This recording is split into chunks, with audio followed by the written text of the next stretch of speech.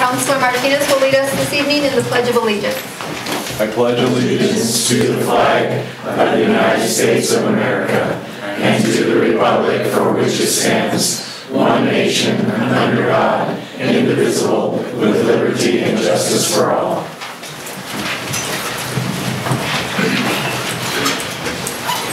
Nita, could you call roll first, please? Councilor Schleywa. Here. Councilor Martinez. Here. Councilor Schrader. Here. Mayor Garcia. Here. Councilor Lorenz has emailed and he will not be present this evening. A quorum is declared. Thank you. Next item on the agenda is the approval of our consent agenda. I move to approve the consent agenda. Second. Any other discussion? Nita? Councilor Schleywa. Aye. Councilor Schrader. Aye. Councilor Martinez. Aye. Mayor Garcia. Aye. Motion carries. Thank you. Okay, proclamations, communications, and appointments. This evening we do want to recognize 2 one-year of service employees, Brian Roybal and Stephen Pino. So if they could please come forward, we'll hand you your certificates and council will join me.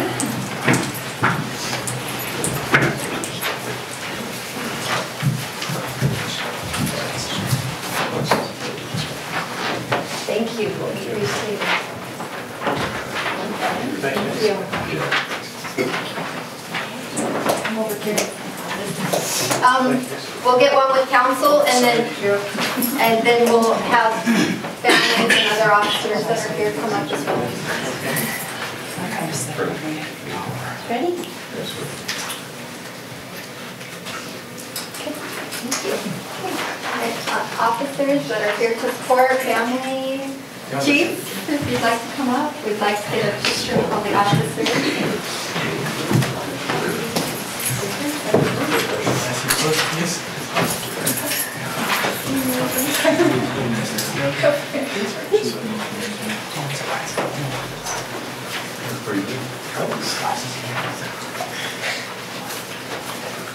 Thank you.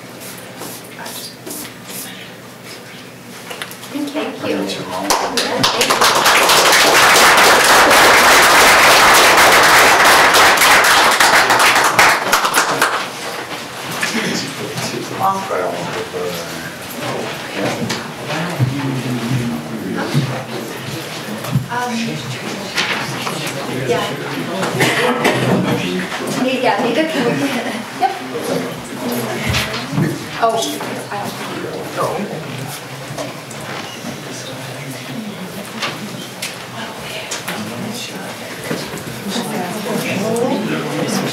Brian, did you have some people that you would like? Oh, we're good. Thank you. Are you sure? Okay.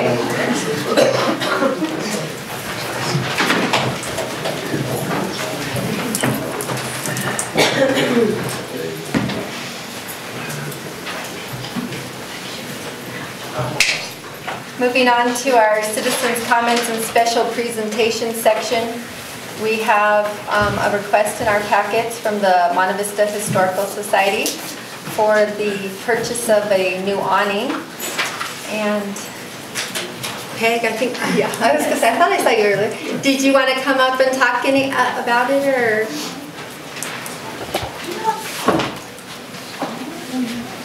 Thank you. I think the information is in your packets, which I hope is sufficient for the need. We just haven't money enough in our coffers to do this project, and we very much appreciated your good help with the roof for the History Center. That's done now. I think we won't have to think about that again. But we do need a new awning for Transportation Museum. If there are questions, I'd be happy to try to answer them. Just out of curiosity, how was your membership meeting the other day? We had 4 whole people, but enough to have an annual meeting. Well, there you go. That was the important thing, I guess, Carol. Okay. As long as you can get the quorum. That's right. That's right. Yeah. Okay. So wishes of council? It looks like she's requesting $350. I'd like to make a motion to donate $400 to the Historical Society Second. to be put toward the purchase of their awning. We have a motion and a second. Yeah, I can see. Any other discussion? Anita? Counselor Schleba, Aye. Counselor Martinez, Aye. Counselor Schrader, Aye. Mayor Garcia. Aye. Motion carries. Thank you. Thank you very much. We certainly do appreciate it. Good luck with your membership drive. Thank you. Next item on our agenda is a presentation from the Upper Rio Grande Economic Development. You're on.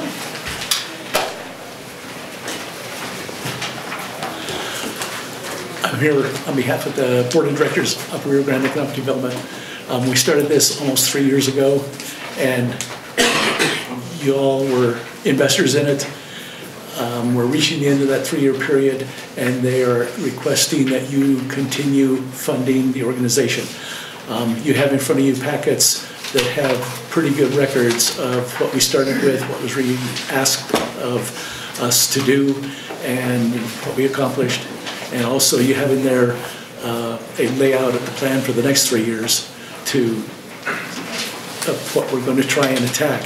A lot of the next 3 years stuff is workforce, and that's because we've learned over the last couple of years that the challenges of workforce here hinder businesses. Some of that came out of a meeting for an afternoon with U.S. Tractor and Harvest, Monte Vista Co-op, Meyer Brothers Truck and Tractor, Valley Tractor, Absolute Shine, Aspen Produce, where we just sat and talked with them. You know, what are the challenges you have? What are the difficulties? And theirs was, they were talking about the employees they need to run successfully and to be able to grow. We've found the same things by working with Adams State University on value-added ag sectors that has been started to represent the Valley at the state level, and also with City of Alamosa is running that, and that's a healthcare sectors program which represents all of the healthcare industry in the Valley, and coming up with the exact same thing, which is we need to help our kids have better skills to become the employees of the future and the future of all these businesses. Because there are a lot of job openings, but they're not getting filled. To give you a simple example that came out of the meeting with the folks on North 285 here, one of them said he talked to one of his best young employees that, I mean, they're really excited about. And he said, "What can I do to help you?" And the kid said, "Get me an idiot tape measure."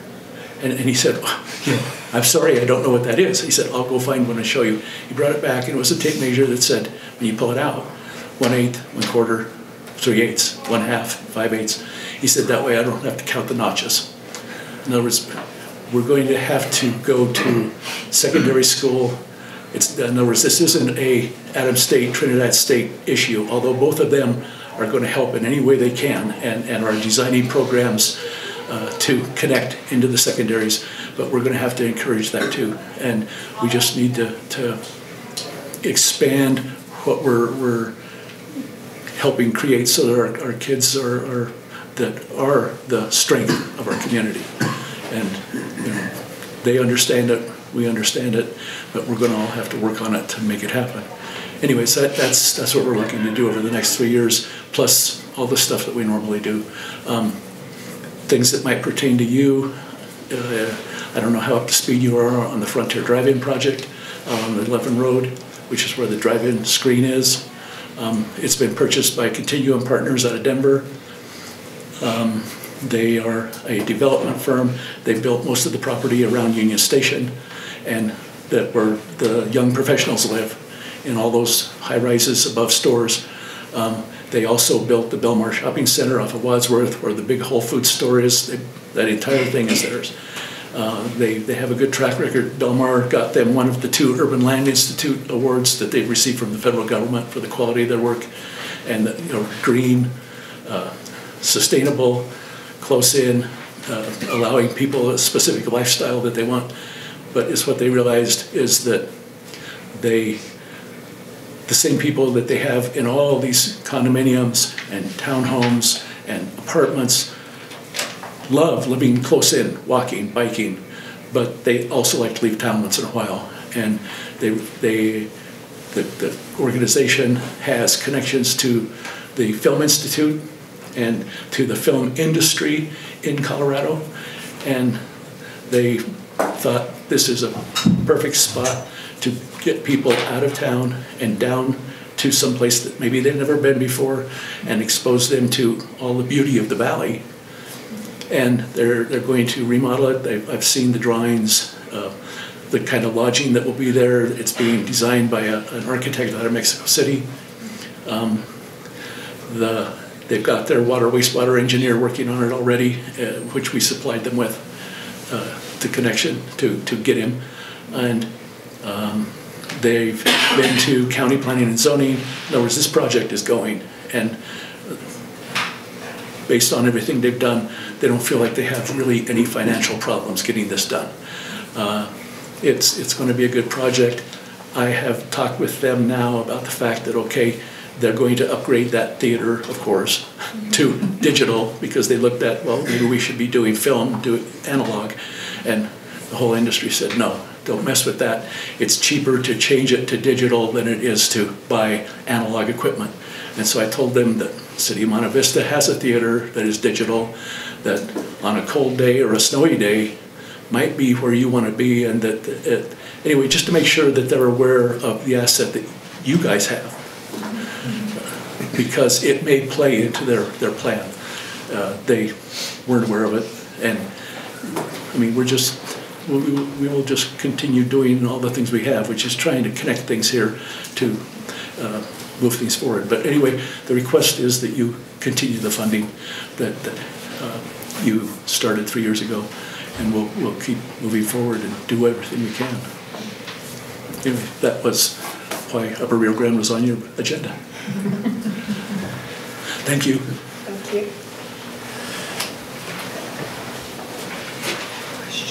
Yeah, do you have any questions? I'm sorry. Any questions for Marty? Do they have a completion date in mind, or are they just sort of feeling their way right now? They've already been in touch with CDOT. They've already been in touch, like I said, with Rio Grande County. They've been in touch. They're on water, wastewater. They're going to get their drinking water, their municipal, from San Luis Valley Water Conservancy District. In other words, they're lining up everything. And they would like to be in there by next autumn. Now, the realistic side is they're going to have to deal with CDPHE, which have probably the only longer timeline than CDOT. And so they're anticipating that just to get the permits and everything there may take 10 to 12 months.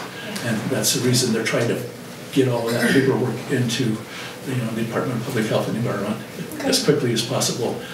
But yeah, they're ready to break ground right now if they had the permits.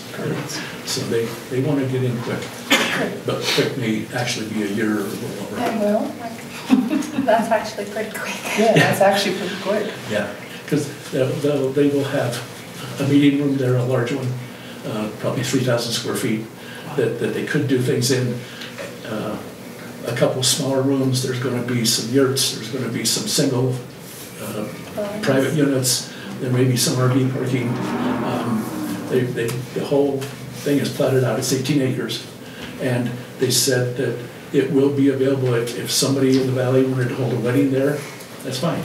In other words, but their idea is to have symposiums and Kind of like weekend seminars retreats and things that bring people down here because of the fact that we have recreation here.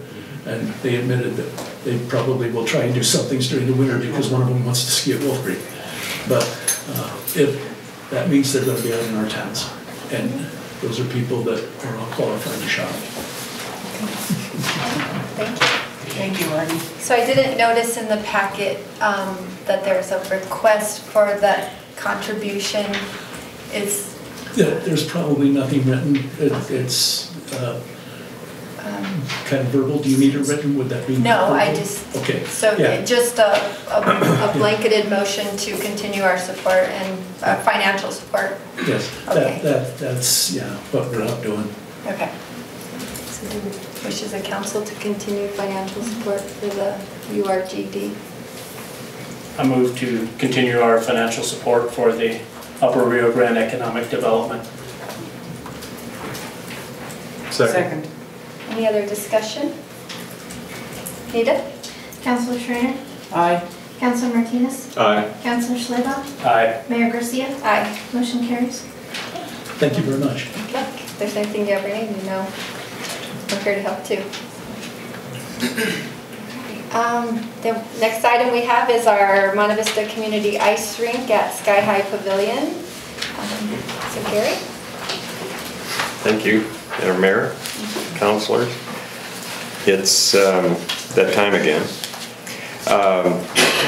I do have a sort of a detailed outline that I hope you got. It's in a nutshell, it's no different than it's ever been.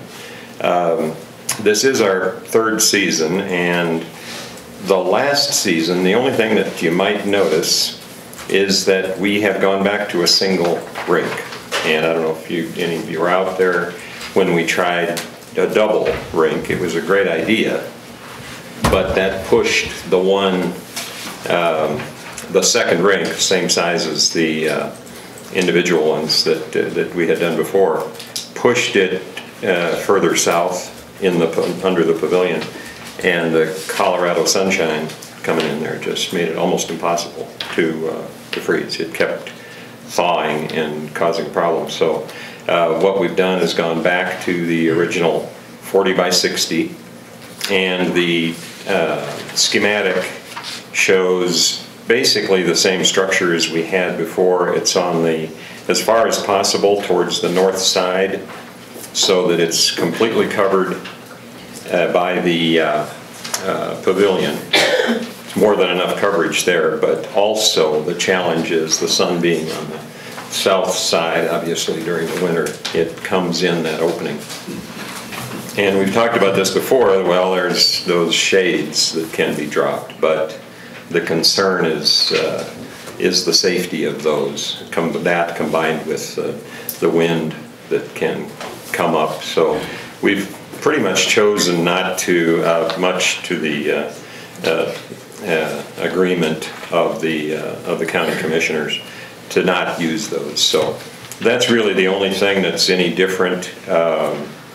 We do have provision for and funding available for a part-time paid staff, which we started doing last season, which worked out real well. We'd like to have somebody out there full-time, but that's simply a matter of additional funding. But we had somebody out there 4 hours a day, a couple days a week, towards the weekend, and it worked out real well. It was definitely a benefit.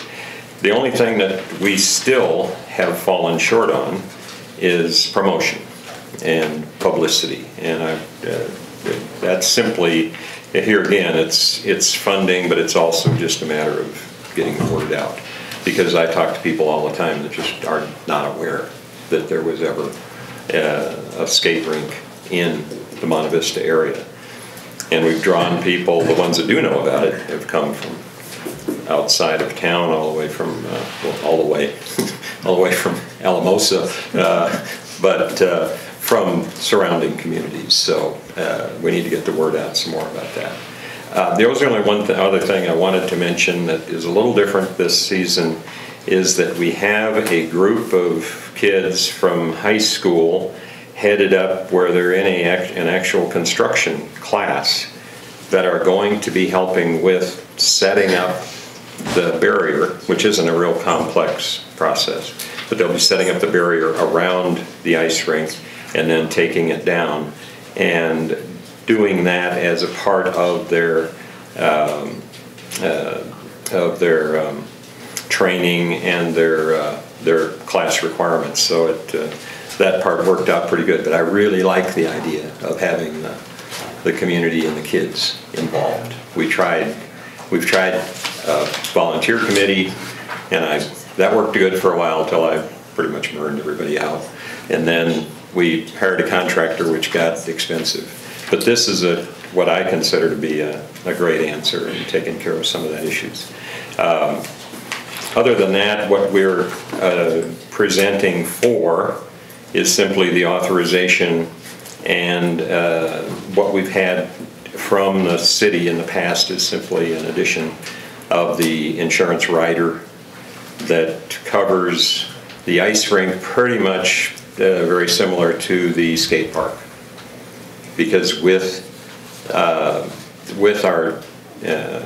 the structure, it has the same disclaimers, which we post a legal disclaimer about skating at your own risk. So there's not a lot of reason for that, but technically it has to be there anyhow. So that would be the only issue that we'd be asking for. Otherwise, simply the authorization to continue the service, the community. So, Gary, I'm just curious, are you going to be needing help from Public Works this year again, or, because I know Rob and his crew had done some work in the past, are you planning on that again this year, or? Mostly that was in our first season. A very little bit of it this last season, and we've gotten pretty much to the point. It could be occasional, and that would be by permission, of course, but it's gotten to the point right now with the structure that we're using in terms of setting things up and taking things down. The only thing we would probably need from Public Works is access. The one thing they did provide last season was a lot of used pallets that they had around, and I don't know if those are still available or not. We'll just have to find out. Those were used as the base, the foundation, if you will, for the decking around the perimeter of the ice rink. So that part was pretty simple, and if not, we'll have to find access to pallets. So, but really that's about it. Gary, my question is you have in our packets where the organization presenting this is the Neighborhood Watch. I know you had your own committee the last 2 years for the ice rink. Is that switched? Is that going to Neighborhood Watch, or is that still coming out of the ice rink? It's the ice rink or Neighborhood Watch has become the umbrella for the ice rink, a few other things too, but they've been supporting the ice rink, but the ice rink itself as a separate entity is self-supporting just by virtue of merchant donations. So by umbrella, what exactly does that mean? Is the funds for the ice rink in with Neighborhood Watch funds, and they're the umbrella organization that's holding the funds, or are you two separate entities? It's primarily two separate entities. The idea of combining with Neighborhood Watch is for the exposure of the Neighborhood Watch organization primarily. Just some funding is available, but it's very restricted. What we've done is primarily raise funds specifically for the ice rink. And by mentioning Neighborhood Watch as being a part of that, we get an opportunity to get Neighborhood Watch exposed also. So it's a dual purpose, but it's not an official structure. It's just there to promote both. If that helps. Well, my question is then if you're going to pay a part-time staffer then to overwatch on the ice rink, I guess I think that's where we're asking kind of the funding. Is that those funds coming from Neighborhood Watch, or are they coming from the ice rink committee? Specifically from the ice rink fund, unless there's a necessity and there would be, then it would take a vote from the Neighborhood Watch board in order to allow any of those funds to be used. Who is on the board? The board of Neighborhood Watch has been structured with Elizabeth Shank and Karen Howard and myself.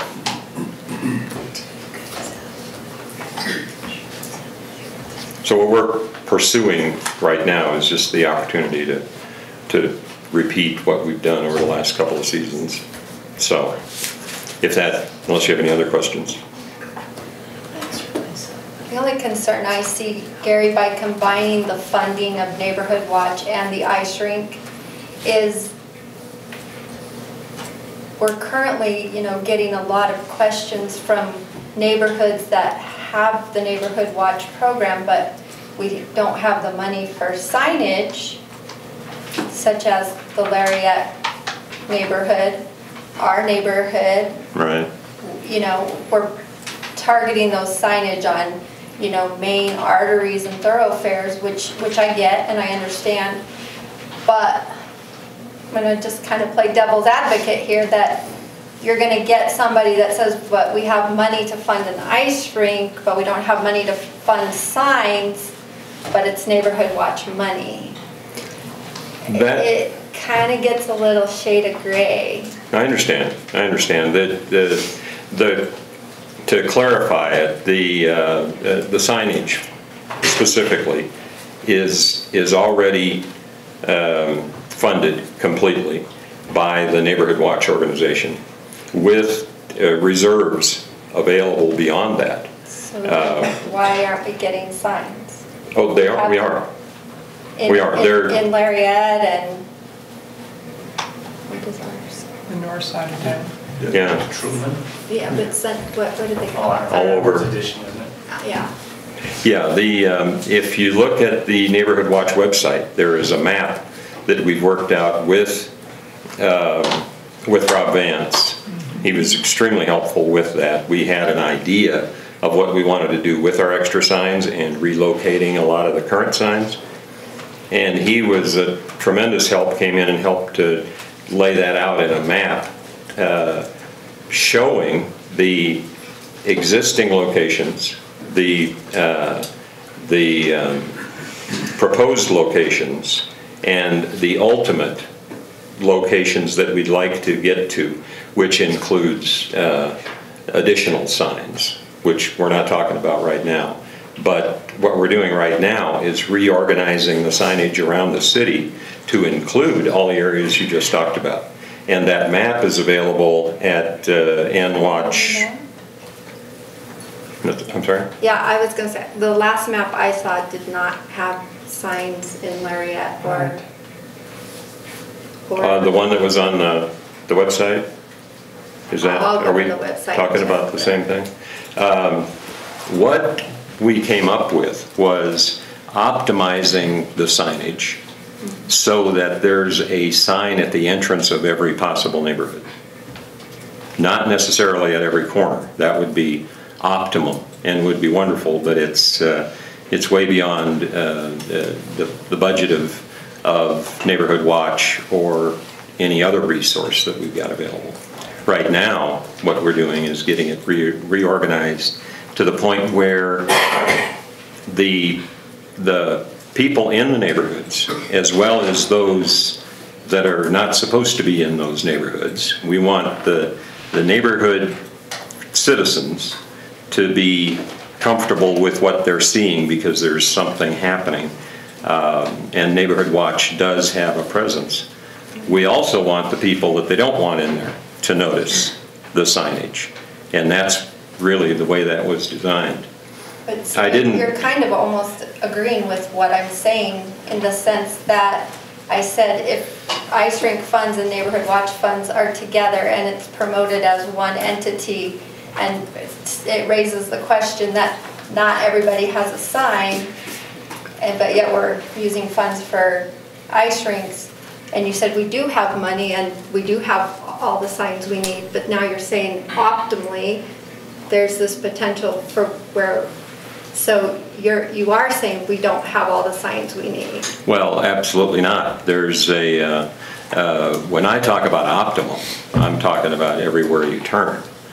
And I'm not sure exactly, we'd even have to sit down and discuss what optimum really is. As it stands right now, we have extra signs and we do have budget for more signs. And we're not using any of that for the ice rink. So there is a separation there. This is only... So anybody that wanted to come talk to you, you could show them that funds were raised separately for ice rink versus funds that maybe somebody made a donation for signage. Those have been, you can show them the separation of... Absolutely. Okay. Absolutely. That's very, very clear in our accounting we're very clear when we're raising funds for the ice rink, and as well as for Neighborhood Watch. What we've really done, the bottom line, is to try to promote the Neighborhood Watch presence through some other areas where we're trying to serve the community. So, in any case, in answer to your question about the funding, they're completely separate. So, and we sure welcome any additional funding. That's a good. I didn't bring any information for that, but I will deliver that to the council for your consideration at a future meeting, just for ice rink funding, if that's something that you would choose to participate in. So my next step is to take this information that we have the authorization to use the facility for the ice rink to the county to get their authorization to do exactly the same thing, and what the county has offered to do in the past, and Pat Sullivan has indicated they would do the same thing, is providing the posts and the placement of those posts which support the barrier around the ice rink. That's all there is to it. The rest of it we provide, which is the lumber, the plywood, the decking, as well as the liner that's necessary in order to protect the area under the pavilion. So that's my next step, which is coming up October 25th. So I don't know, I don't think we've ever really done a vote on this. It's up to you. What we primarily look for is the presentation that we want to continue doing this over the next few months for the use of the community, and the some kind of not necessarily even official authorization, but just the consent of the council would be perfectly fine, because we don't, other than that, we're not, it's not a very complex process. We're simply setting up an ice rink for the use of, I wish it were for longer, but it seems like the maximum is 2 or 3 months. Jerry, just one request that I'd like to make is that if you do need to use Public Works for any reason, if you could just do some type of a formalized request to the city manager. That was a request that was made by Rob Vance last fall, and I'd like to make sure that that Sure. happens again. Absolutely. That would be no problem. We've had a good working relationship in every area, and I'm certainly anxious to cooperate any way we can to make sure that we maintain that. So, thank you. Other than that, you know, the city, obviously, we're going to support any activities that promote families and youth activities and recreation. So, of course, you have our support to continue the ice rink. And as Joe mentioned, it's just, you know, for Rob and his scheduling and his crews, just any formal work requests be submitted. Absolutely. We would do that. We also, we wanted to do this last season, and I think it's coming together for this season for the Kids Connection. I've talked to Anika about that too, for the kids to provide some artwork to go inside the barriers. So I'm hoping we can get that done too. I think that would be just a great touch. So just wanted to mention that. Okay, any other questions? No. Thank you. Thank you for your time. So now is the time in our meeting where any unscheduled comments are welcome. We ask you to please come to the podium, state your name. Please limit your comments to 3 minutes. And please be aware that we cannot take any formal action on any comments that are unscheduled. Is there anyone this evening that would like to speak? Is there somebody in the back row that has a question? Do you guys want to, did you want to say something? Well, we had,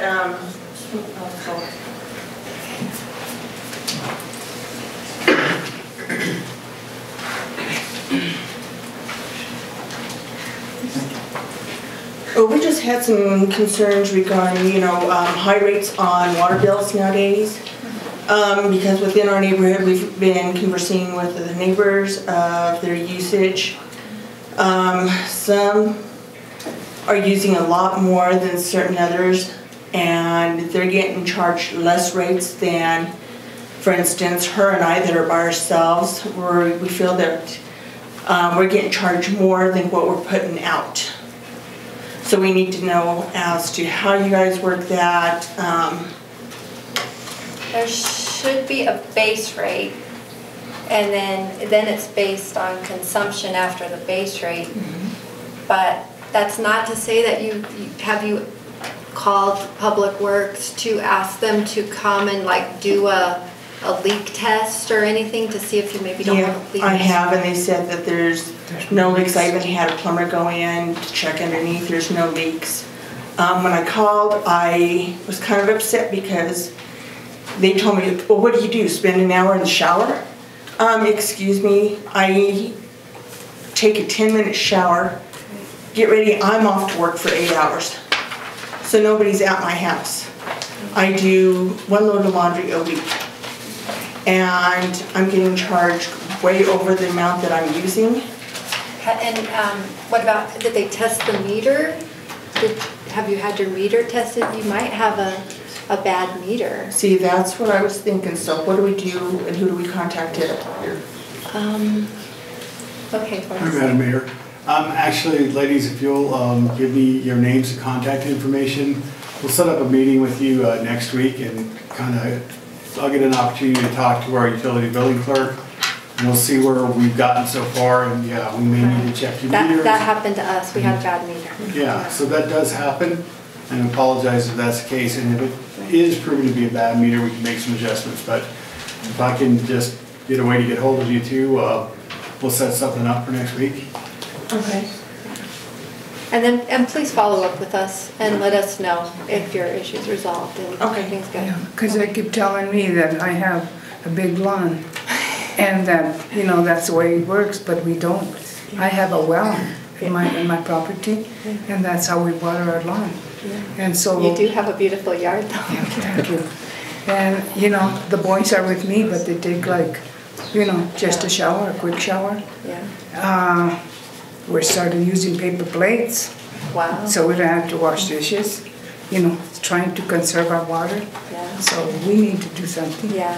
Yeah. Let's test the meters. And like I said, just for me, and I'm on 8 hours a day, and it's like, wait a minute here, I'm not going through that much because I'm not home. Yeah. Yeah. So thank you for coming in, and all right. Thank you very much. Get your issue resolved. All right. Thank you. Thank you.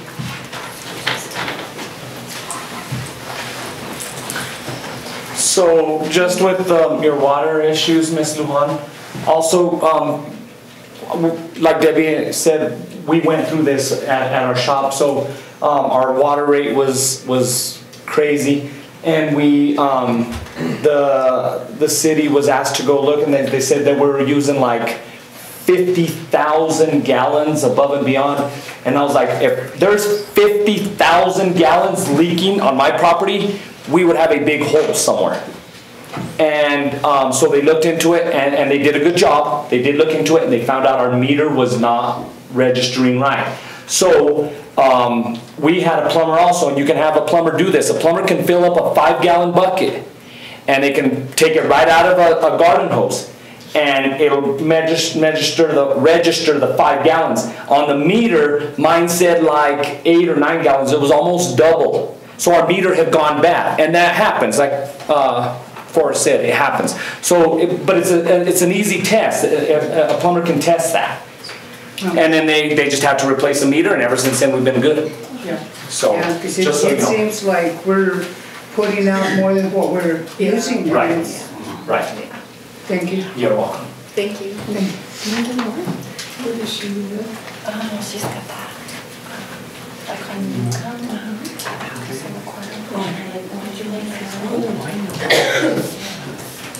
Anyone else this evening that would like to address council? Okay, so we're going to move on to our public hearing We have Mr. Cantor here to request a utility disconnect at 1705 and a half. No, that's where I live. The disconnect is 460 and a half, frankly. I noticed that when I got this email from Rob, that the address is on it right. Well, on one page, the first page is wrong, the second one is right. Okay. So. All right, so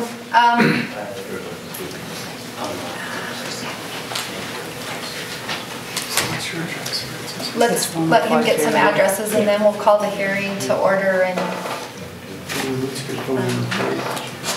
852-2620.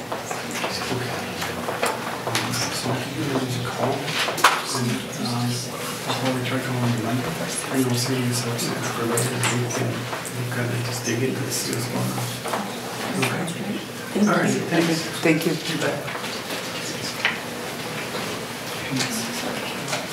so I don't know what Forrest or Karen, do you want to call the hearing to order and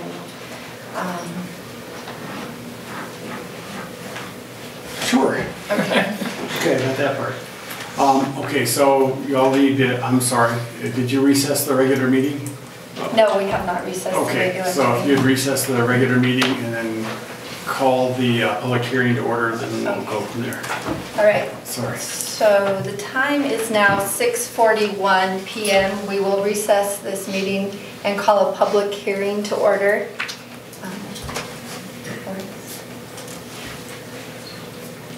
All right, thank you, Madam Mayor, members of the council. Unfortunately, Mr. Vance is not here this evening. You do have his staff report. This makes it a little bit interesting, but I think if Mr. Cantor wants to make his case, he does have it in writing. If he wants to make that case to the council, and then we can read from Mr. Vance's memo, and then you all can make a decision based on what's presented. Okay, Mr. Cantor, if you want to step forward, we'll listen to. Yes, the whole reason for this disconnect is that at one time this trailer was put on the back of another, it's all one property. But that trailer now it was put there in 1979, I believe it was. And it's old, it's all falling apart and all of that. And I want it off of the property to turn the property, you know, clean it all up and make it all into one property. It was annexed, I guess, by the city back then. It was never deeded over or anything. It's all still one property to the house. And talking to Rob on that, he said, well, I don't want to disconnect it because we'll lose the income of it. Well, if the structure isn't there, there's no problem. It can be disconnected anyway. And the trailer is going to be off of there. Unfortunately, when they put it there, they took the axles and tires. So this creates a problem of having to tear it apart and remove it instead of just towing it off. And I don't want to pay the water bill every month, you know, for something that isn't being used, the water and sewer. And as far as, he said, well, if somebody else wants it hooked up again, it's going to cost them a lot of money. Well, I don't ever plan on putting anything in that property other than the yard itself. So, you know, that isn't an issue to me. But I guess my question between it is, it can be done if there's nothing there, but why can't it be done if something's getting removed from there? You know. I just, I don't know, I don't think anybody likes to pay money for something they're not using. You know, and there is a standard hookup fee and all of that stuff, which I understand, but I just don't want to pay it for something that isn't being used. So. Did you bring anyone else with you this evening that would like to also speak on your behalf? Or No. No.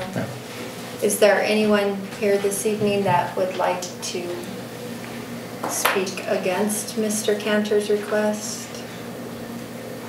Madam Mayor, so from a staff standpoint, you do have Mr. Vance's report. And I understand Mr. Cantor's logic, and I guess if I will defend the city's side or Mr. Vance's report, we do have Municipal Code Section 10-2-20, which essentially says that as long as it's there, we need to charge it. And you know, I hate to say that the world, you know, based on good intentions, and I believe that Mr. Painter wants to remove it. But we don't know when that's gonna happen.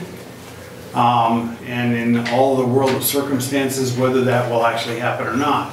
So staff would recommend against waiving those fees until the actual structure is removed, which is consistent with our municipal code, and it also is based on no date certain.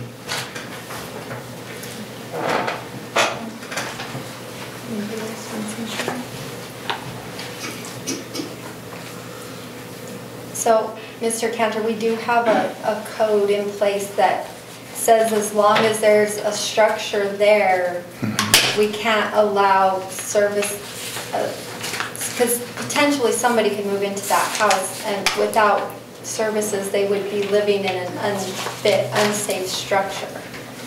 So the code says that as long as there's a structure in place, we can't deny those services or take those services away. I understand that, Yeah. but when I talked to Rob, he said, then I need to come and do what I'm doing, and you people can overrule that. So that's all I know about it, you know. I realize it's there, and he told me, but he's the one that told me how to go about this and come here and try to do this. So. I guess I have a question,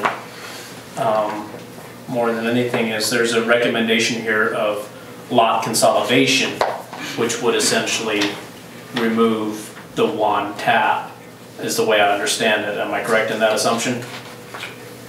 That would be a fair assumption, Counselor.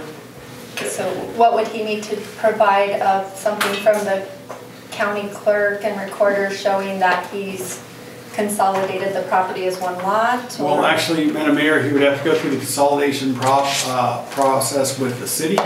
Often that's skipped and consolidation happens and the county clerk records that without actually informing us. But in any case, we'd have to go through the consolidation process with the city, and in that process, those could then be abandoned, but there still is the issue of the structure that's on it. The way I understand the code is that the structure would have to be removed before consolidation could happen. That is correct, Counselor. That is what the code states.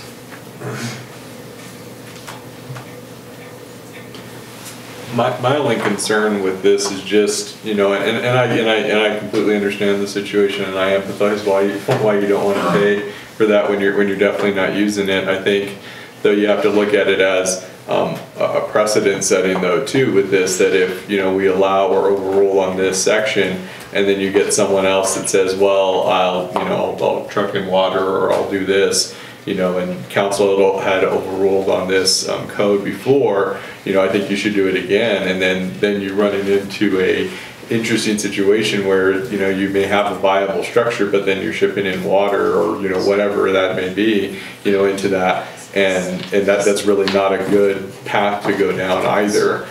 So, you know, unfortunately, and you know, you hear it a lot, you know, about precedent setting, but in this case, I think it really is because of the purpose of why the code is. I would feel more comfortable having the structure removed, and then once it's removed, then we can go ahead and remove it. Well, you know, that's fine and dandy, but it takes time. XL, it's going to take them 3 months to pull the services. They've discontinued them, but it takes them 3 months to pull it. You know, all of it takes time in that, and during that time, I'm paying money for nothing. You know, the trailer or mobile home, whatever you want to call it, is gone. You know, it's going to be off there. It's not livable. You know, but it just all takes time. You know, and we live in the valley. There's not a lot of money around here, and people aren't rich. So everything you pay out every month costs. Oh yeah, absolutely. Yeah, I think all of us can empathize with your situation, and it's just, as Councilor Martinez said, if we allow it for one property owner to not have services but the structure's there, then we're setting a precedence for other people, and it's, you know, we have to make sure that people are also living in safe, livable conditions. So do you have any idea what your time frame might be to get, or cost to get the trailer out? Have you got any bids on No, what my plan is on it is just to have a dumpster in there and just dismantle it. Okay. And then cut up the frame, because like I say, whoever put it took the axles and the tires and everything else, so you're stuck. Right. I had a guy who said, well, I'll buy it, I'll put it out on my property, I'll tow it off. I said, well, I can't, because I don't have the axles and the tires and that. You know, and he's not aware of Rio Grande County that you can't just do that, but it has to be a certain year or newer, you know. Right. So. Right. So it's just a matter, you know, I would say, you know, even myself enough time in that, it wouldn't be there more than 6 months. You know, it's just a matter of getting things going to, you know, I can dismantle it. I've got it had a separate breaker in that, and the power and everything, the gas is all shut off, so that can be done. But then that's leaving, you know, just time and weather and whatever. You know.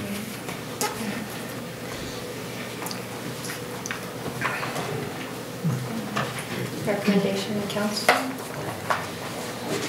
I'd just say that I have, similar to what Councilor Martinez said, I have a hard time violating laws that have been put in place to protect people. And in that case, I would say that I don't think we should disconnect it.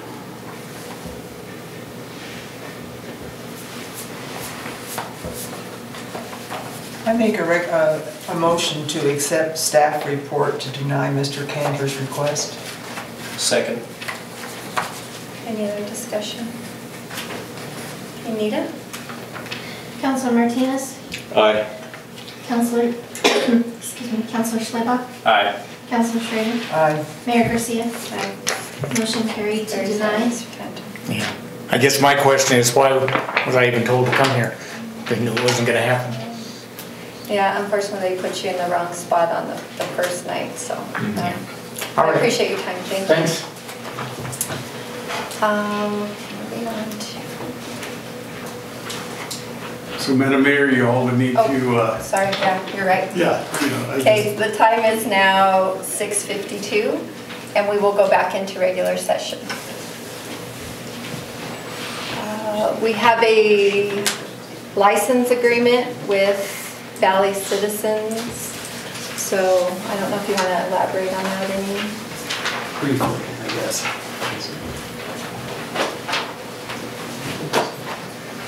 So Madam Mayor, councilors, you have a license agreement. I haven't quite seen one of these before, but our city attorney has reviewed this.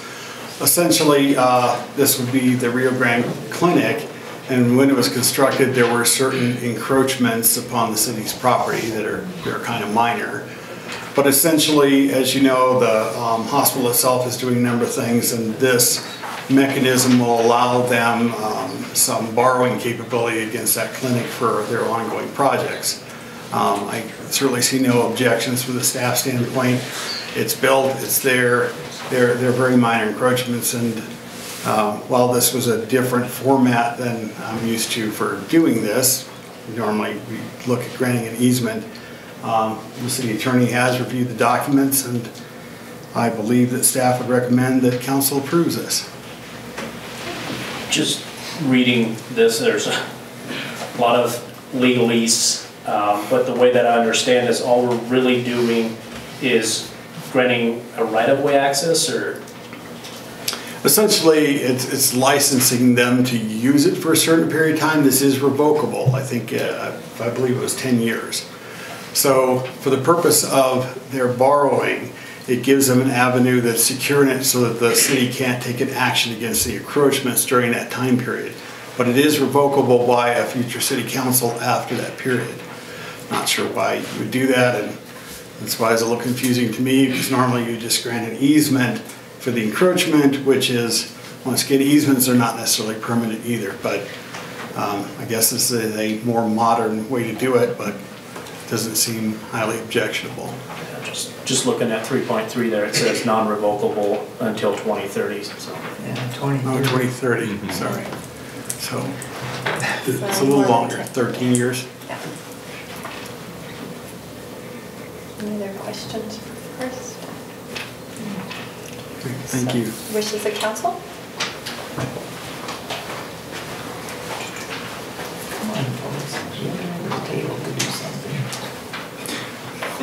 I move to approve the license agreement by and between the City of Monte Vista, Colorado and Valley Citizens Foundation for Healthcare Incorporated. Second. Any other discussions? Okay, Nita? Counselor Schreier? Aye. Counselor Schleba? Aye. Counselor Martinez? Aye. Mayor Garcia? Aye. Motion carries. Thank you. Thank you. All right, we have also in your packet letter to enter into our audit engagement for 2017. So, wishes of council? I make a motion to approve the audit engagement letter for fiscal year 2017 per the information in the packet. Second. Any other discussion? Nita? Counselor Schleba? Aye. Counselor Martinez? Aye. Counselor Schreier? Aye. Mayor Garcia? Aye. Motion carries. Thank you. So also while we're in financial reports, I noticed Heather's here this evening. Did you have anything you'd like to add or say? I mean, I think if you guys looked at the financial reports, we're doing really well, keeping within the budget and staying on target. So everything that we have done to mitigate any deficits this year have actually worked really well.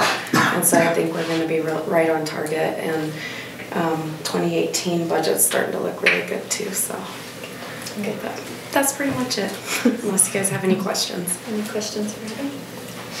Thank you, appreciate it. City Attorney's report.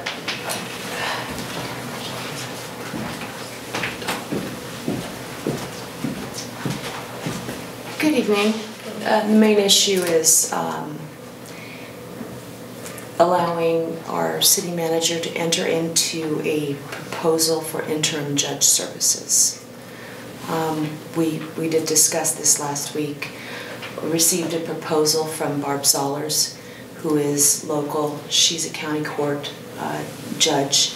She was also a public defender for 20 years and so has a lot of experience in criminal law. I've had a couple of conversations with her about not only court but reviewing our existing case files to ensure that we're compliant. So I'm hoping that council will give Forrest the authorization to enter into a contract with her, and then we can get started at least getting the existing files, making sure we're good with that, and then setting up some procedures going into November. We don't have court until November. And so by that you mean setting up a meeting with an interim, the PD, Nita, yourself, so that everybody's kind of on a same page and understands her procedures, and is that what you're thinking? Yeah, I mean, I'm actually thinking we're probably going to want to really look at the current functioning of our court. I did have a conversation with a gentleman named Bob Frick today. He is the Colorado Municipal Judges Association. They are aware of what's going on down here. They've reached out to us, offered training, any kind of assistance.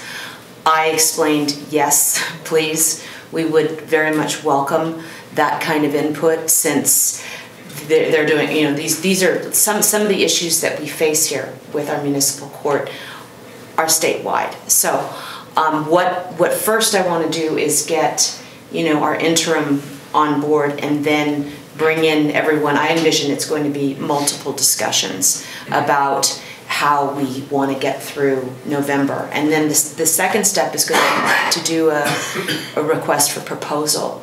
Because I'm not proposing, nor is, I think Ms. Zollers may in fact put a proposal in, but we're not there yet.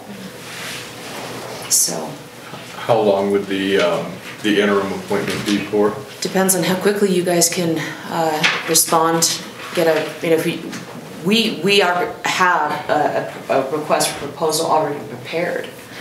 So if council gives the authorization, we can get that published, and then it depends on how long you all think you need.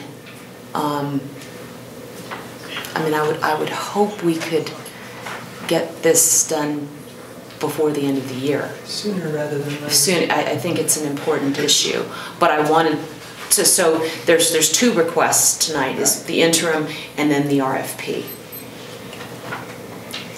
I don't see any reason why not authorizing city manager to proceed with a conversation with Barb Zollers to become the interim city judge, and also proceed with what needs to be done to issue the RFP. Does that need to be put in a formal motion, or can we just concur? No, I think it has to be. But a conversation, or can you enter into a contract with her? Well, I think we have to enter into a contract. She's not gonna, even though she's volunteered, she's not gonna accept unless. She's paid. Yes, well, unless we're going to pay her. We have discussed terms. I mean, I've had several conversations with her. Forrest has been on this. It's just to give him the authorization to enter into a contract, because that is one of your direct, what was the? And her direct reports. Her terms are comparable to the current, or the previous judges. No, because she needs to. She's going to be doing some different work, actually reviewing the previous files, and I envision that that's going to take some time. So it's not necessarily a monthly retainer? No, not, and my recommendation to the council is for the interim, do an hourly, and then solicit proposals for going forward. And by that time, I envision this is going to be an ongoing process. We're not going to know just yet what our court's going to look like by the time you get a permanent solution. And Barb indicated she had some suggestions too that would be helpful, and I want to invite as many people in so that we can ensure. And budget-wise, this, Yeah. I've not heard That's my concern, that we go down the rabbit hole and not know what the hourly rate will eventually accrue to. Well, I think we want to have some idea. And I can appreciate that. One of the things, the decision that council made last Thursday was to do an investigation, to suspend Judge Pella pending an investigation. The way that I view this is our investigation initially. We need to have someone who's objective, who has the past experience, to review the existing files with the help of Nita and Rebecca, to determine what we need to do, what steps if I need to make motions. I've got motions outstanding, and unfortunately I would not anticipate somebody coming in because they don't know the scope of the job. I don't know I don't think any of us know how long that'll take. Okay, but have you discussed what her hourly rate is? Yes, I have. Yes. She has said she would do it for $200 an hour. Wow. I mean, that's her attorney rate. I understand that, but I just want to stay away from the edge of the rabbit hole. Heather just indicated that we're in really good shape right now, budget-wise. I don't want to see this Well, I also don't want necessary. I don't also want an ACLU lawsuit against the city. So, and that's very much, I understand your concern. Maybe after she comes in and starts looking at what we've got, she would have a better idea of how long this would take to review. This is, and again, I'm an attorney. Somebody will come to me and they'll say, well, how long is my case going to take? I can give you parameters, but one thing I do know, based on doing this for over 20 years, you don't know what you're going to get until you get into it. And my recommendation, because I've been walking through this issue, is that this is really important for the city. It's really important that, theoretically, we could pay money to a SURSA attorney to do it, or in conjunction, that's another option. Any way we look at it, this is going to be an expenditure that we did not anticipate. However, I believe that by doing it methodically, it places the city in a much better position going forward. Well, I don't disagree with anything you said. I know. The bottom line is I have a concern about our finances. And I know there's no guarantees about how long she will need to work or how long it will take to complete. But I would think that if we could get a twice a month update, how the work is progressing and where her charges stand, so that when the final bill is rendered, we don't all go. Yes, ma'am. I do take some reassurance in the fact that she does have 20 years experience, so it's not like she can't easily go in and kind of see what are some red flags and some things. So that is kind of reassuring that she does have a lot of years She's experience. local. We're not paying Sursa lawyers to come to the valley and house them and. No, and I think she actually has more like 30 years experience, but she's also a judge. I mean, she's a sitting judge right now and then has the experience being a defense attorney. So she's got both perspectives. And that's why I think this would be really helpful. She could get it done in a couple of hours. Honestly, I don't know.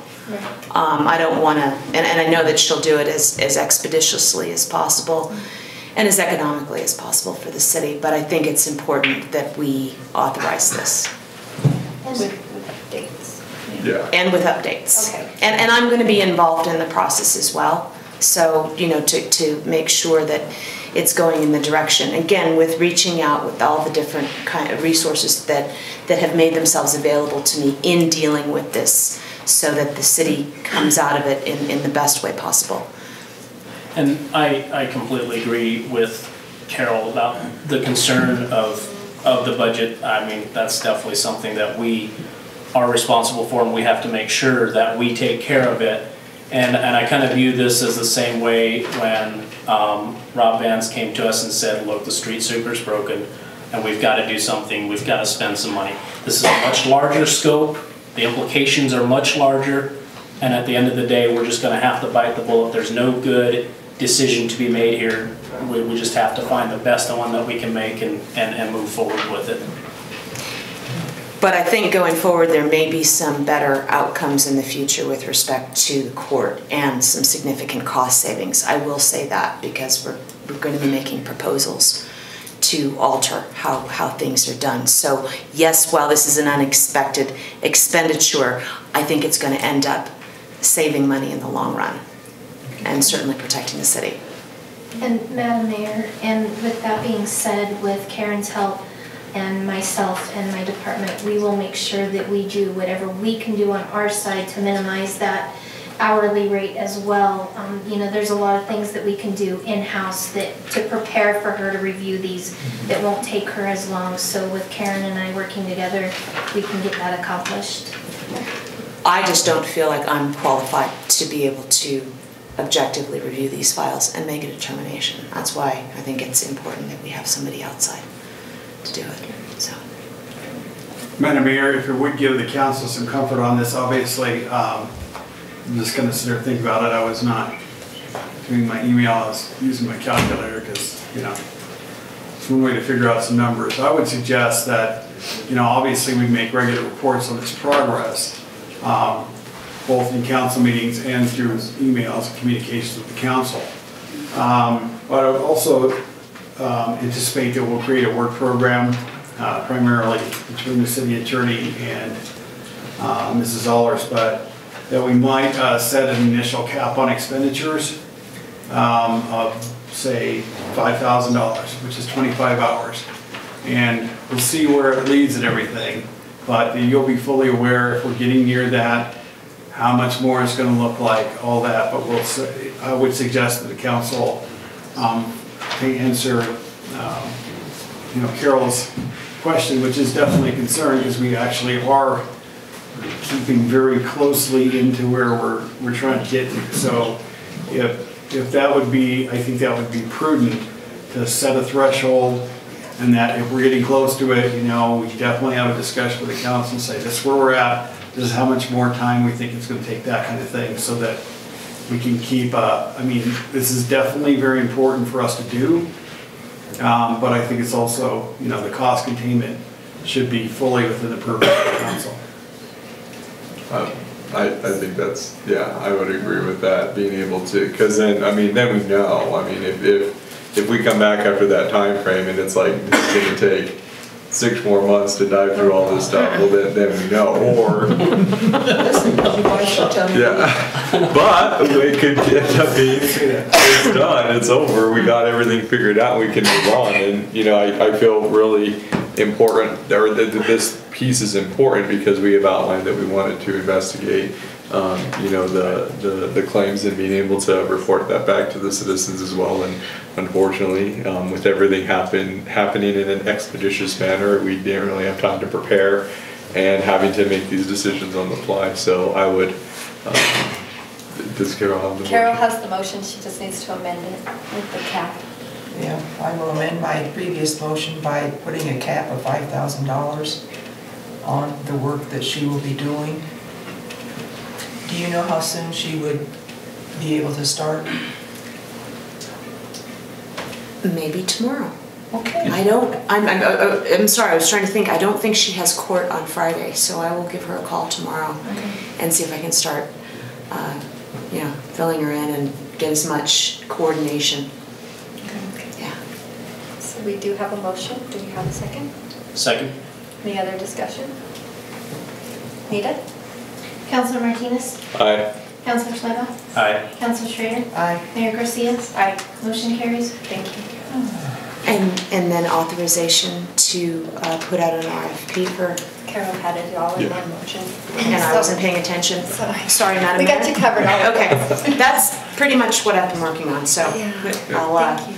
maybe have something more interesting to report next month. We don't need any more Let's hope excitement. not. We know what I mean, yeah, this was a little bit exciting. All Last. right. I can handle tonight. City managers report.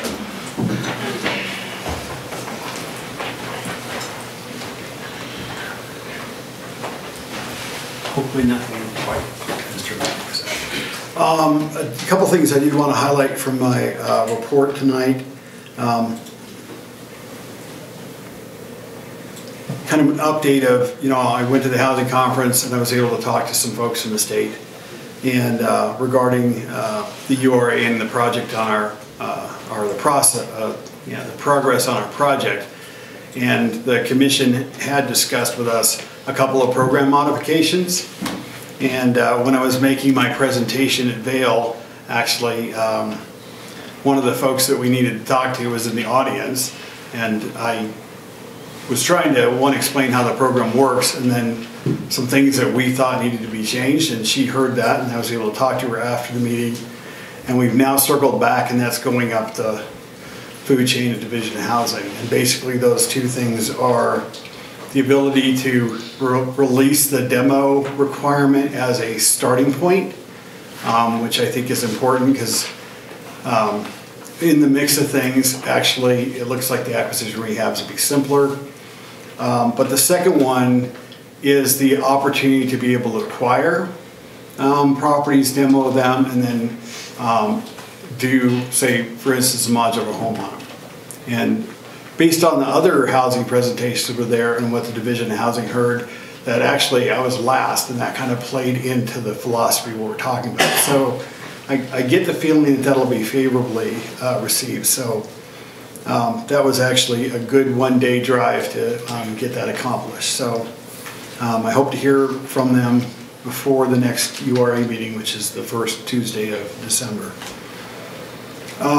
As well. I mean, November? I'm sorry, yes. Did I skip a month there? Yes, sorry. Yeah, you pushed us into December already. Okay, sorry. November, exactly, yeah. So that would be the 7th. Yeah, and I will continue to push them on that issue to get some kind of an answer, or at least if it's looking good, because I think that's pretty crucial for us to be able to move forward at this point. I also want to just point out in my report that we are looking at a different way of purchasing the health care for our employees, and our primary goals were the same coverage.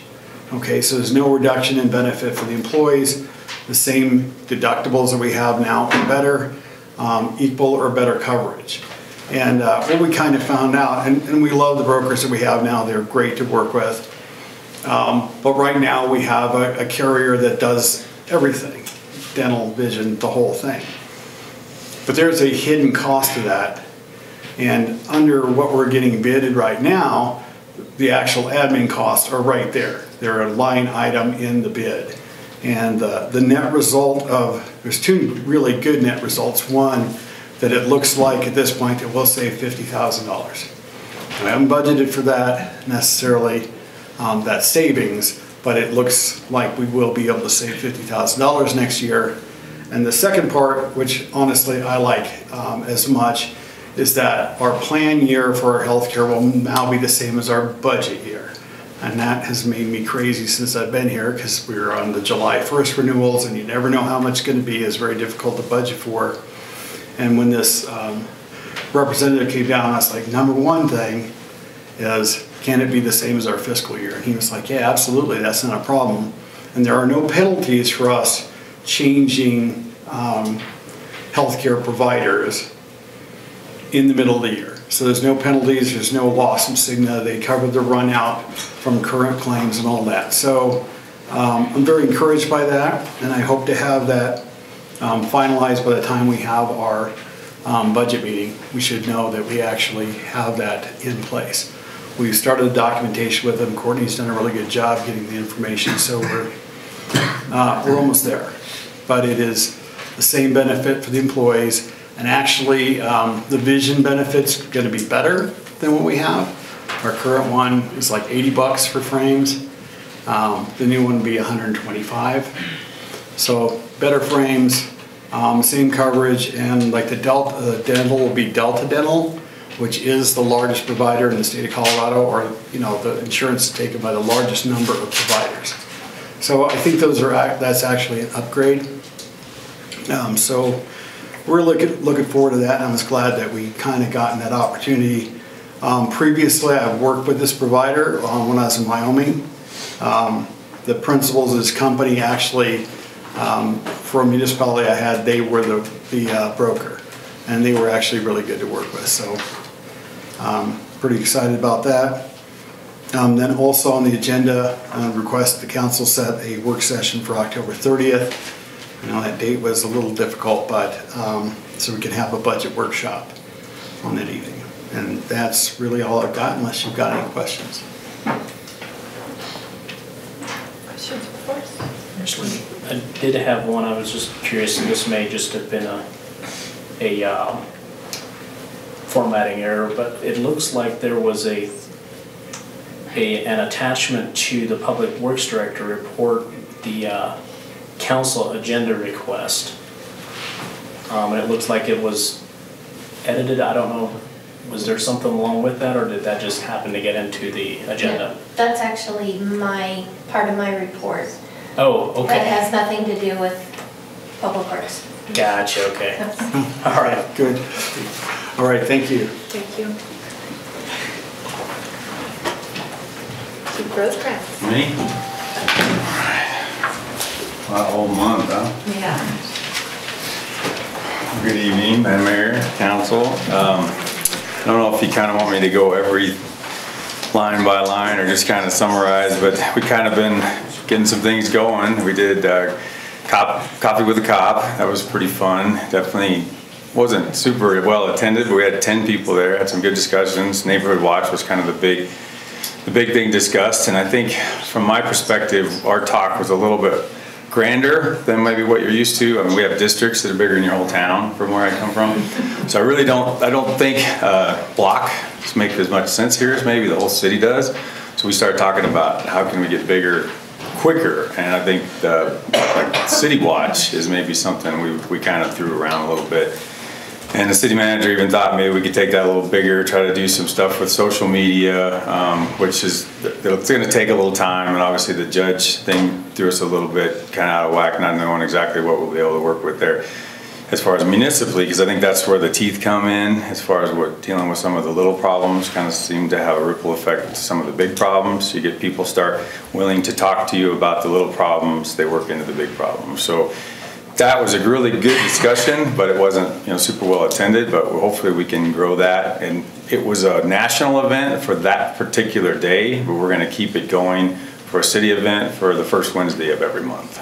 So that's what that was all about. I see I have a typo there, but it's Facebook page, not Facebook pager. One thing that I was really wanting to pat the guys on the back, they did some really good things in the month. One was huge. The Big R was there was attempt robbery there. They tried to jack the door up, kind of made a mess of things, but didn't really get anything stolen. Well, the very next day, the guys caught the suspect, caught the vehicle, made a really good arrest, ended up with all kinds of peripheral charges as well. So, I mean, the guys are really paying attention. They know their town. They know the people in the town, and I think that's kind of the really good thing I wanted to tell you is, you know, your cops are really ready to do this. We just have to kind of get a few things ironed out, work on the leadership, work on the timing, get the equipment right, and I know you guys are working on the pay. I think that's a huge deal, and it's not so much that I think everybody is really complaining about it. It's just it's so in their face of what everybody else makes, and I think that's kind of the biggest issue about pay. So I think just keep that in mind. And I know city manager's working really hard on making the budget a little more conducive to that. On top of that, 3 officers installed a screen door for a gentleman in town based on his Facebook page within an hour. I thought that was pretty amazing. Another officer donated a tank of gas to, I think, a con artist, but his intentions were really good. We'll work on that. And then, based on some discussions at the Meet the Candidates, we started putting the cop car out with a dummy around, and that was amazing how much feedback we got on that. Some not real good, but some of it just fine, because it's kind of, the point is that it worked. It was noticed, the cop, you know how it is, you get a cop behind you, and you just kind of change your attitude, whether you're a cop or not. You take notice. I think that was pretty good. The 13th was the big cross-country event here. That went real well, so I don't know if there was any negatives said at all. We had a couple of cops out there directing traffic and dealing with the kids, and there was over 400 participants. I never got a total, but considering there was all that going on at the park right there by City Hall, I think everybody did a real good job of keeping it calm, and the neighborhood seemed to kind of stay on our side with it. I know those things kind of lock up the neighborhood for the morning, but nothing real negative. Statistics, I did get the monthly or the weekly statistics to the journal. I don't know exactly how that went because I didn't even see them in the paper. So I don't know exactly what happened there. I either missed them in my hurry to look through it, or maybe they just haven't gotten I turned them in. 2 weeks they weren't there. Well, I'll talk to Anthony about that because I'm not sure. I did what he asked, and I know they had one complaint. They wanted individual speeders, but listed by name, and I just wasn't willing to do that. So in case I get pushed otherwise, I don't think that's important. I think the location, what they're doing, I think it's one thing you get arrested. It's another thing you get caught speeding. I don't think necessarily that's everybody's business. So I don't know if that caused any issue, but I was just trying to keep that. Talk to Jennifer, she's the editor. See if something went wrong. And maybe she doesn't even know if it went to Anthony. Do you know It went to both emails, her main Monte Vista journal, whatever, and then him as well. So I'm not sure. I just don't know, maybe if they didn't have room for it, or something else was going on. I don't know. But those did get put out, and I didn't put them in your packet because I kind of expected them to be there, and then I come in and it wasn't there. So, but I can put them in yours as well. I could just make that a habit so you guys at least see them.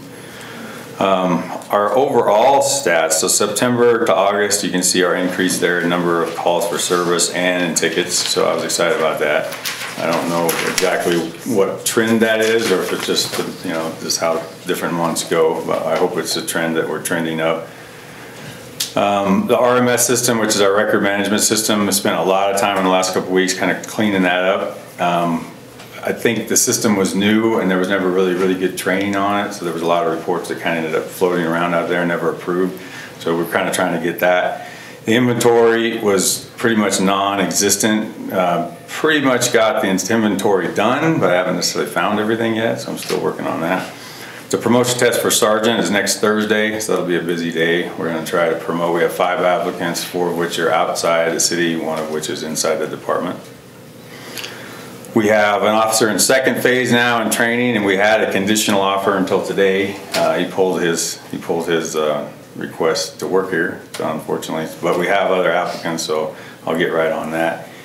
While the whole Big R scenario was going down, they actually approached our canine officer, who's the one that caught the bad guy, and basically approached him about supporting our canine program through all food for his dog.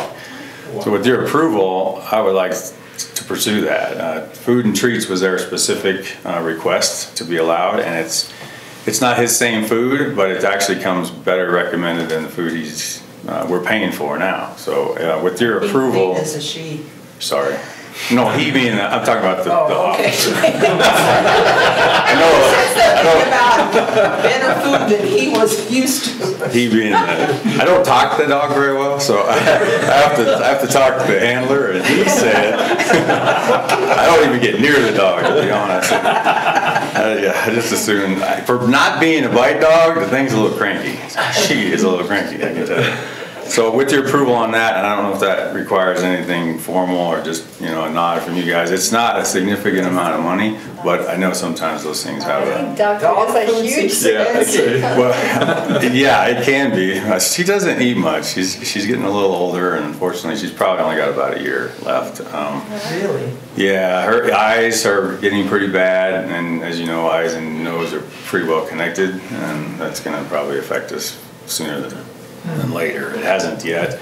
The 12-hour shifts have really affected his ability to use her because we're so busy and so short, but that's about to change as well. So when we get her back into more of her normal use, maybe we can find out how she is doing.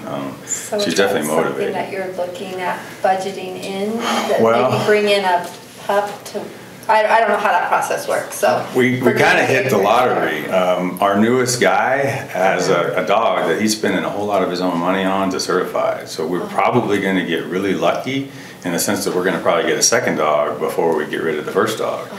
And yes, we absolutely want to pursue the second dog to have a dog on each side of the week. So basically 7 days a week we have a dog. So that, yes, we are looking at that, and it's probably we're hoping to wait to the 2019 budget, and we probably will make sure it does because we have another dog coming on right away that has really good credentials, and the handler is very motivated. Not really pushing him to get into that yet. I think he needs to focus on his job first, and then we'll bring the dog in, but he's working very well with Michael and trying to figure out kind of his procedures and how he works with Lena and all that. So I think yes to answer your question, but it's even better than yes. We got really lucky with, we'll probably have 2 dogs and then maybe back to 1 and then work on the second again, which would be really good. So you know, we were in a real mess with tows. Tows weren't completed right at all per the PUC. That was kind of one of the things I was in charge of before, and we've cleaned up about 80% of that just in this last month working with Wendy over at ACE. I'll work with the other tow company as soon as I can, but ACE had a lot more tows that were kind of in the abandoned vehicle arena, and unfortunately the chiefs or whoever was dealing with it before just didn't have the knowledge on how to take care of them. But we pretty much cleaned up about 75% of those tows already. Keep us out of trouble, and unfortunately we could have been charged a lot of money because they were really our mess. It was our mistake to have them there that long. I mean, we're talking thousands of dollars worth of impound fees that luckily ACE kind of ate so far. That they'll get a write-off and they'll be fine, but it's just one of those things luckily I knew a lot about and it was pretty easy to fix. What I didn't know a lot about was the next one. Lexapol was the brand new policy and procedure manual for the PD. It was 0% implemented when I first opened it. So we have a 2005 manual for police procedures and a completely unedited, unviewed Lexapol policy. We had kind of a serious gap in It's a long time in police operations to change nothing. So I'm only about 6% through the Lexapol policy. I don't remember how many pages. It's over 500. So if that gives you an idea, I'll be working on it a while. But there's the big six, we call it, you know, pursuits, use of force, all that. You know, we're picking on those first, obviously, and then we'll work out into less dangerous. I shouldn't say less important, because they all seem to kind of bite you when you're not ready for it. But know that that'll be on my just constantly review. I try to do a couple a day and bounce it off our local. It's tough for me because I don't really know our way before I'm actually trying to make it our way, but I have a pretty good concept of what's worked, and we can always tweak it as long as it kind of keeps us out of trouble in the short term. We put the nuisance locations on hold, like I said, because of the Judge Powell issues, but I would just like to say, I think one thing we need to look at, I think we get a little bit of a checks and balances from a city prosecutor, and I think that might be something to really keep in mind. We have a city attorney, we don't have a city prosecutor. The officers prosecute their own cases. That's totally new to me, definitely foreign to me. However, I do think it would be something to think about when we revamp some of this stuff. It does seem to be that check and balance that makes sure we as a police department are not maybe overstepping our bounds into the prosecutorial side. Just something to keep in mind. I wanted to just throw that out. And then our fitness for duty, it's kind of one of my, I think it's very important that officers keep themselves not in necessarily as good a shape as the bad guy, because we come in packs and I'm all right with that. But I do think one of the things that kills cops is their bad eating habits, their lack of keeping themselves in shape. So I'm not looking for this fit crew that, you know, in bodybuilding and all that. I just think it's really important for us to make sure we're fit for duty, and part of that is physical. There's a mental aspect. There's all kinds of other things, including policy, procedure, and just good leadership that comes into play on that. But one thing that just is non-existent was the physical aspect as well. And one of the things that I was in charge of in North Glen was the mental. I was the peer support coordinator, and we did a whole lot with potentials for line of duty deaths and all that. And it's just a really overlooked piece in how important it is until you need it, and you get something really catastrophic that happens. And there's a lot of resources out there, but it's one of those mental pursuits that I think you need to be fit for duty, not just physically, or not just mentally, equipment-wise, but you need to be physical as well. So that's coming. I've worked a lot with HR. We're not going to make it just this definitive line in the sand. It'll be progressive, and as long as you're moving towards the goal, nothing really will be done other than congratulated, and we'll continue to work on it. When you stagnate or choose not to put in the effort, then things might change. So it's not the heavy hand, it's the carrot kind of concept. And I think for the most part, I don't think too many people are worried about that, but it is a little bit of a change for some. My last order was code. I apologize for the report. I didn't have a chance to work with Joe on exactly his presentation, but we're working on that. But as you can see, and I think he does a good job. I'm just going to kind of clean up his report a little bit, or have him do it. But he's out there. I mean, he's doing a lot. He's really a good fit for that job. Unfortunately, he wants to be a cop.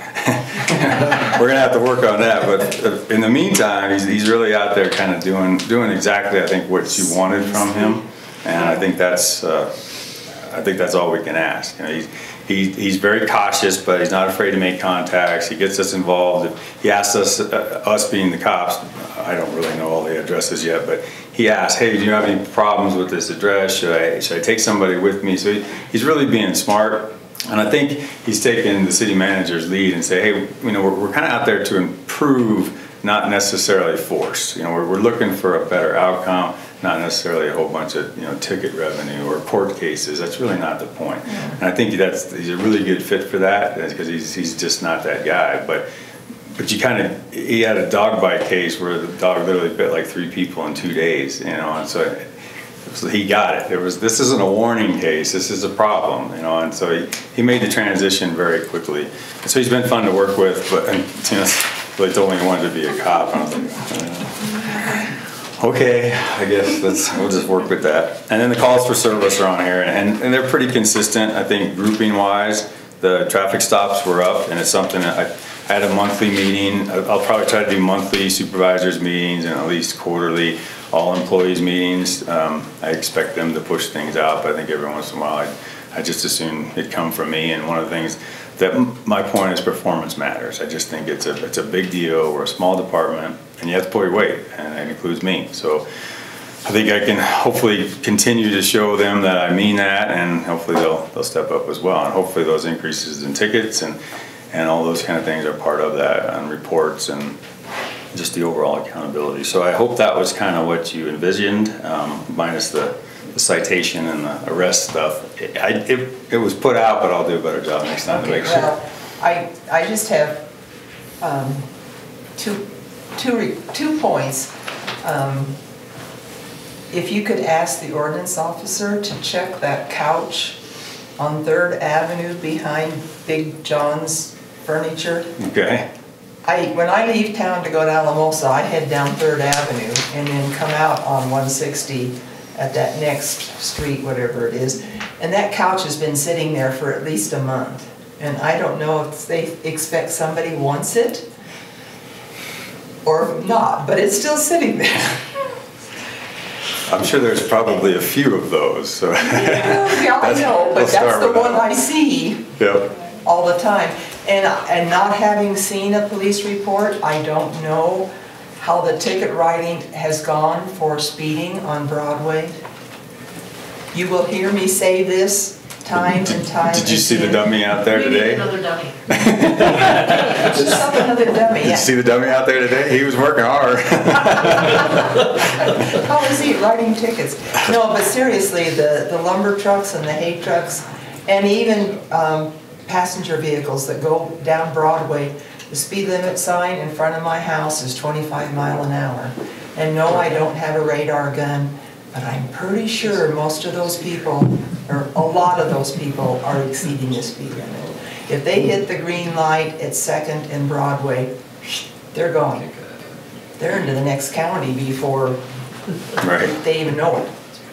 So I'm gonna be on you until I see, and I don't want between 5 and 9 miles an hour. I want between 9 and 20. Because that's what extremes. They're doing. Well, that's what they're doing. Like I say, if they hit that green light, they're gone.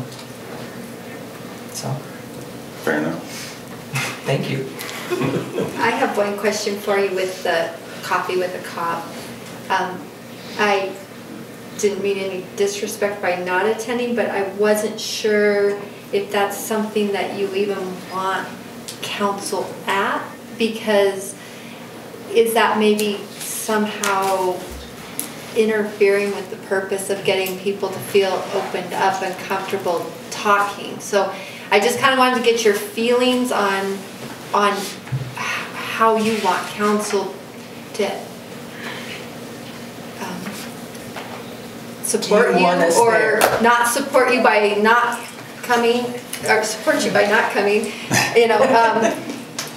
Yeah, I mean, because I would like, or would you like us to maybe set up a schedule to take turns so that there's not all of us there? We probably could overwhelm them. I will definitely say that. You know, there probably is something to be said about that. A month ago, I wouldn't have known how to answer that, but today I could say, honestly, I think it'd be great to have you there. So like maybe one of us take a month? Yeah, I'm really getting a sense that there is community here. There isn't this big, you know, oh my goodness, there's the chief of police, or there's the city manager, or there's the mayor. You know, I have to act differently. I don't think that's what we're trying to. That's not what we're trying to foster, and I don't think it's out there. So I think it'd be great to have you there. I do think we could probably over-dominate something like that, and we should probably be cautious of that. So yeah, to maybe stagger or have a couple versus, you know, all 6 or 8 of us. Because city manager and I were there, and I had 5 cops, and the code officer. You know, it was small, but I think everybody was willing to speak their mind, and we just kind of kept them engaged. And I think it'd be just be prepared. It may get completely off track of police and, you know, community type of policing, but concerns, yeah. So but it's still your ear, and I think that would be fine. And I think, you know, you can I don't know where this goes. I'm hoping it gets, Java Days is the perfect place for a very small group. I'm hoping we can outgrow Java Days, not because I want to leave Java Days, but I think it'd be great to have something bigger, a bigger venue, so where 4 or 5 predominant people could be there and it not seem like we're overwhelming the crowd. So if we could continue that, absolutely, I'd love to have you there. It wasn't, I didn't know what to expect. I didn't specifically invite. I definitely tried to promote, and I didn't know what to expect. But again, a month ago, I didn't really know what to expect much of anything. I talked to you guys that are on my second day, and now it's my 32nd day. So far so good. But I definitely see that that's not a concern of mine. I'd like to have you guys there. Anything else? All right. Thank you so much. We're gonna get some dog food then. Yeah. The Public Works Director's in your packet, and we'll move on to the City Clerk report. Okay, Joe, now we can go to my list.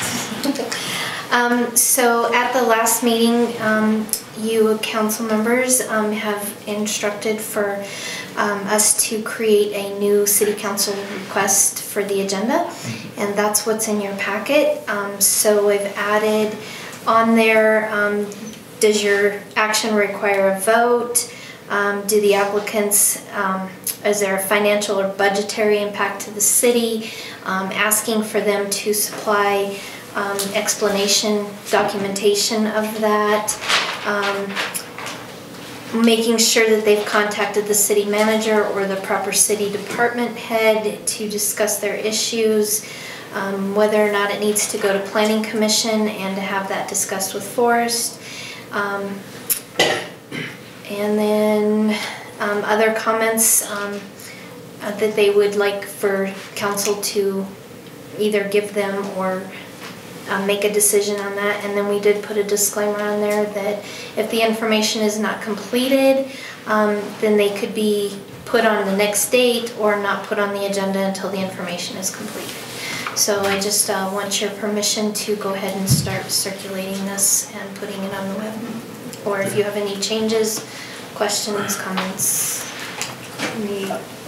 Yeah, I just have one question.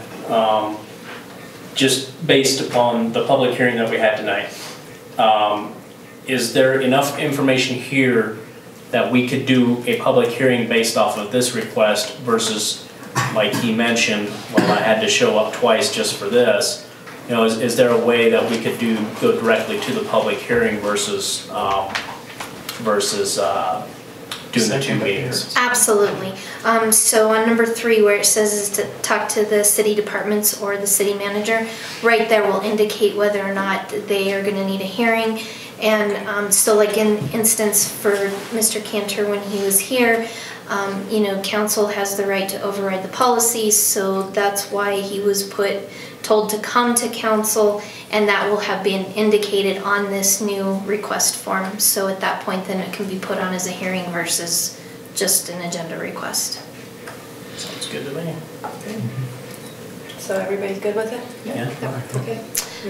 Other than that, just been working with Karen, trying to get things situated for court. We didn't have court this month. We're planning on having court on the 7th, so we're just working on getting all that put together, and Rebecca's doing an amazing job, and she's picked up very quickly on the courts, so things are going very well for us. Okay. Thank you. Thank you. Information technology.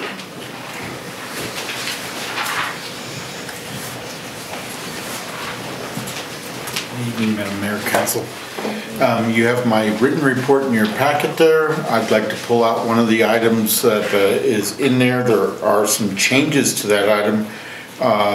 You've heard a little bit about us going to ADP, and that was a direct result of our research into a new system for recruiting and for HR for you. And it looked like that was going to be $1,000 more a year. By the time we finished going through everything from the time this report was written to now, we found some more cost savings, and we've gotten that down to a $600 a year savings for you. So you're gonna get full online ADP, you'll get some of those resources back from your HR person. They won't have to do payroll at that level anymore. You have direct deposit checks. We are building an in-processing room within the building here with some of the older equipment that we have, so that your employees that don't necessarily have access to the internet to print check stubs and W-2s will be able to go to a private room here in the building, pull up their account and service their own needs there. So, and other than that, IT's just plowing forward as usual with a lot of little things throughout the city. Another one was as your lasso officer for both your police department and your clerk's department. We just completed your 2017 security audit, and you've passed in both departments with a few changes and a few policies put out, but we've got you up to date on that. So we're progressing forward to make sure you're in compliance for that. Do you have any questions over the written report or any of the other items? Thank you very much, Council. Thank you. Carol. Attended the CIRSA training earlier this week with an attorney from our insurance company, and she certainly kept us, reminded us of our duties as counselors, and that's always good to be reminded. Attended a holiday festival meeting yesterday, and things will be different this year, but we hope they are different in a good way. We've had to make some changes in the parade route and where the fireworks will be set off, and I won't elaborate, but information will be forthcoming so that you all have plenty of time to make plans to attend the holiday festival. And then one of my things that I like to remind people of is Wreaths Across America is happening again at the Veterans Center on December 16th. You can purchase a wreath for $15, and if there's somebody out there that you would like to designate that the wreath be placed on that particular grave, you can. The ceremonies are at 10 o'clock on the 16th of December. And if you have any questions, you can either call me or call out to the Veterans Center and ask to speak to Carol Martinez. Thank you. Just to remind everyone that next Thursday night at 7:30 is our joint city and school, our Monte Vista High School bonfire. Do we have a course? Did you get everything set up for that one, or? Yeah, I believe, well, actually, Rob, we got together with schools, talked about it, so Public Works is lined out. I think everything is pretty much set. The only thing I'm not sure on is the PA system. And that I'm not sure where we're at. Okay. Yeah. Yeah. Where are we at with our World's Giant S'more? I don't know. It's all right. I don't know where we're at on this one. Next year we can shoot for it. Just to remind everyone that the Veterans Day Parade is on November 10th. So normally we have it on the Saturday of Veterans Day, but this year Veterans Day is on Saturday, and so we want to give every town their ability to have their own parades in Alamos, and they're an event, so we'll be doing that on November 10th. That's all. Thank you. So I also attended the CIRSA training. It was definitely interesting to see how an attorney views some of the actions of the council versus the administration, and it was definitely an interesting conversation. I urge the community to go take a look at it on YouTube. It will be placed up there. I don't think it's up there yet. There's a little bit of IT work that goes into putting together the audio with the slides. But as soon as it's up, I definitely urge you to go take a look at it there, because I think it's very good information. I also attended the Upper Rio Grande Economic Development meeting. That was a very informative meeting. They brought in Trinchera Ranch Lumber Mill And what was interesting about that is while it's not in Rio Grande County, which is the focus of the Upper Rio Grande for the most part, he presented some numbers and the impact that it has on Rio Grande County because they employ people who don't drive into Rio Grande for jobs was kind of interesting on that side. And then we also have a couple of people from Rio Grande that drive out to the sawmill. And just the overall economic impact that that sawmill has on the valley is incredible, even though it's all the way over on the eastern end of the valley. It still impacts us right here in Monte Vista, and I thought that was pretty awesome a pretty awesome example of what we've been trying to do of connecting the communities and saying, if La Jara wins, Monte Vista wins. If Mineral County wins, Rio Grande County wins. You know, all of these different things that we've been trying to do, and I think it was a really good example of that, and I'm definitely excited to see what continues happening over the next 3 years. So, that's all I got. Thank you. Before I go, Carol and I remembered we do have one more thing. So. One more announcement for city employees. The Christmas party has been set for December the 9th at the Monte Villa. The dinner will be catered by Three Guys Farm, and more information will come soon in terms of menu choices. So set your calendars for December the 9th. The only other thing I have to add is also on Wednesday, besides the holiday festival meeting, I'm on the Stampede Parade Committee, and they've been asked to release the theme earlier so that people have more time to prepare and plan. There is talk that if attendance continues to decline, they may be forced to go to a one-day Saturday-only parade. So please make every effort to support the parade and the Stampede. And so the theme will be a blaze of glory. And like I say, maybe high school clubs or community clubs.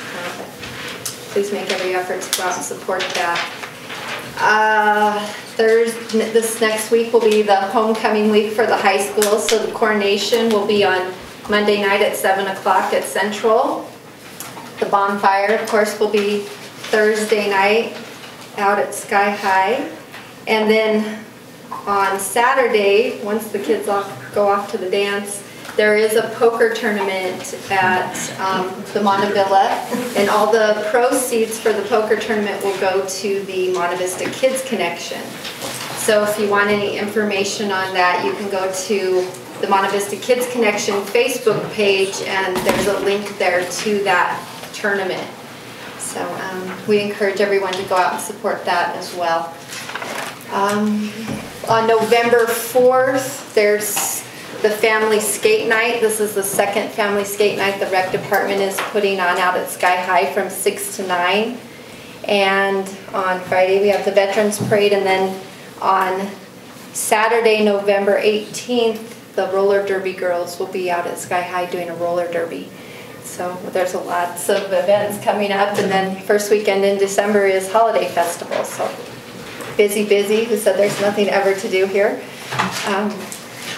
I think if there's nothing else, we will be adjourned until Thursday, November 2nd at 6 p.m. Mayor?